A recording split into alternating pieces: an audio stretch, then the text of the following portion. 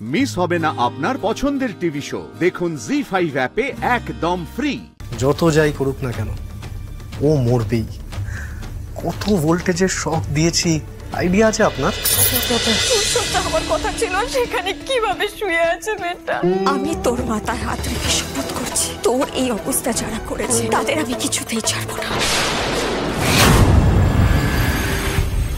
আমি না ম্যাডাম।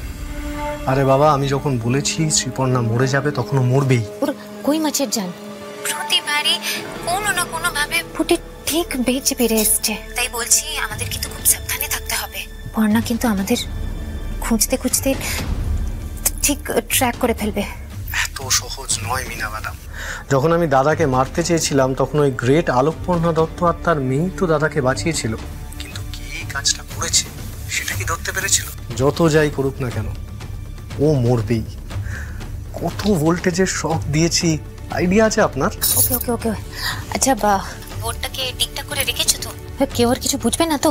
কোনো চান্সই নেই, তার কারণ যখন অজ্ঞান হয়েছিল তখনই আমি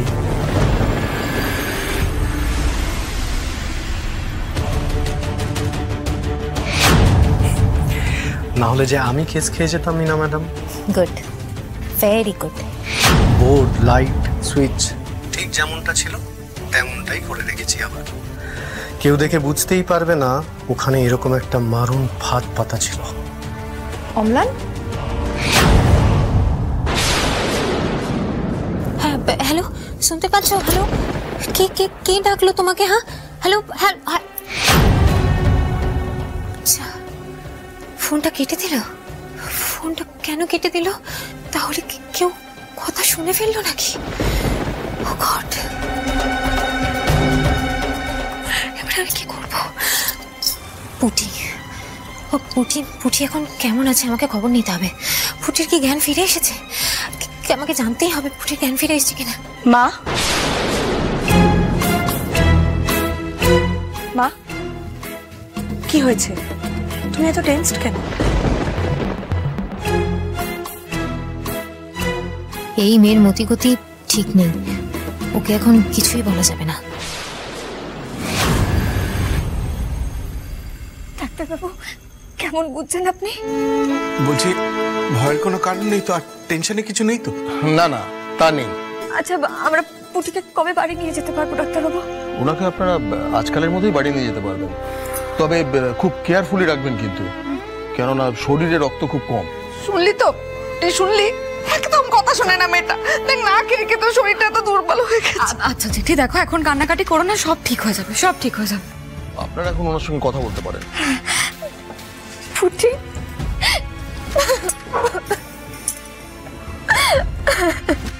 মা তুমি কাঁদছো? পারছি না পুটি, আমি পারছি না নিজেকে আটকাতে। আমি চাইছি নিজেকে আটকাতে কিন্তু পারছি না। শম্ভুদাদা, তুমি কত কষ্ট দেবে বলো তোমার মেয়েটাকে? দেখেছিস তো পুটি, আমি কেন তোকে ছাড়তে চাইছিলাম না, এবার বুঝতে পেরেছিস? এরকম করে বললে কি করে হবে মা? তাহলে তো আমি হেরে যেতাম বলো।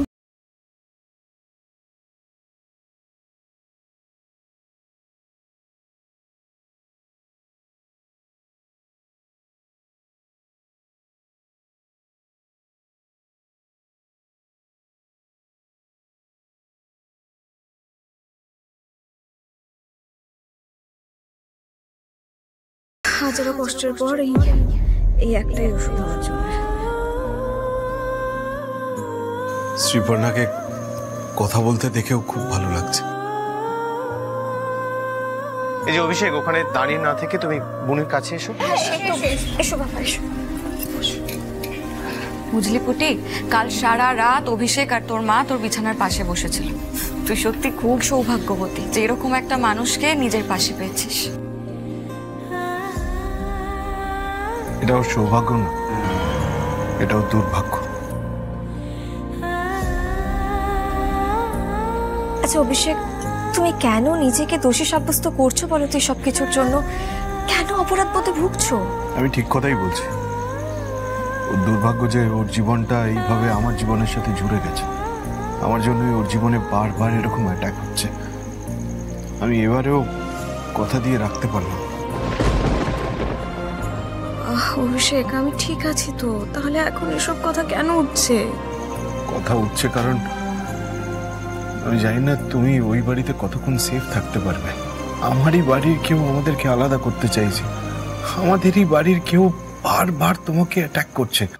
এরপরে আমি তোমাকে ওই বাড়িতে নিয়ে গিয়ে কি করে রাখি বলো তো? বাড়ির ভেতরে কেউ আমাকে মারতে চাইছে মানেটা কি?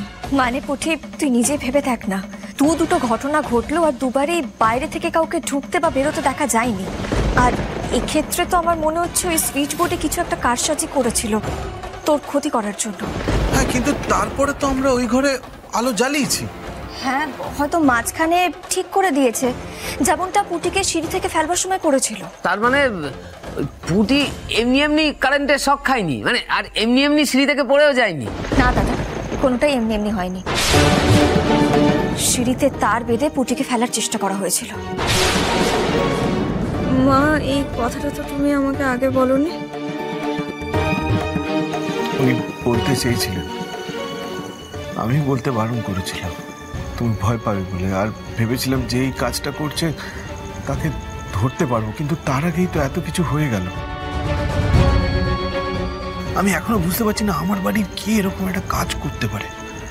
যাই হোক, শ্রীপর্ণা আমাকে একটা কথা বলে, তুমি ওই ঘরে একা কেন গেছিলে? রনিতা আমাকে নিয়ে গেছিল, মানে নিয়ে যাচ্ছিল। মাঝ রাস্তায় ও হঠাৎ থেমে বললো যে তুমি ঘরে গিয়ে বসো, আমি আসছি। শ্রীপর্ণা, তুমি একটা কাজ করো, তুমি ঘরে যাও, আমি একটু আসছি। হ্যাঁ, যাও। আচ্ছা।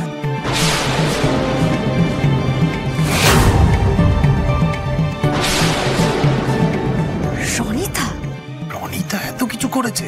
এবার আমার কাছে হিসেবটা পুরোপুরি মিলে যাচ্ছে। পুটি, তুই সিঁড়িতে এক মহিলাকে দেখতে পেয়েছিলি না? হ্যাঁ। আচ্ছা অভিষেক, তোমাদের বাড়িতে একমাত্র মহিলা রনিতাই তো ছিল যে প্রথম থেকে বিয়েটার এগেইনস্টে ছিল। ওই পুটিকে ঘর অন্ধকার করে রেখে ঘরে পাঠিয়েছিল যাতে পুটি লাইট জ্বালাতে গিয়ে সুইচ বোর্ডে হাত দেয় আর তখনই কারেন্ট শকটা খায়। আর ওই হয়তো ওই সিঁড়িতে তারটা বেঁধে রেখেছিল, ট্র্যাপ পেতে রেখেছিল। আর আমাকে যে বলেছিলেন আমার কিডন্যাপিংটা, সেটাও কি? হ্যাঁ, কোনো না কোনো একটা যোগ তো ডেফিনেটলি রয়েছে।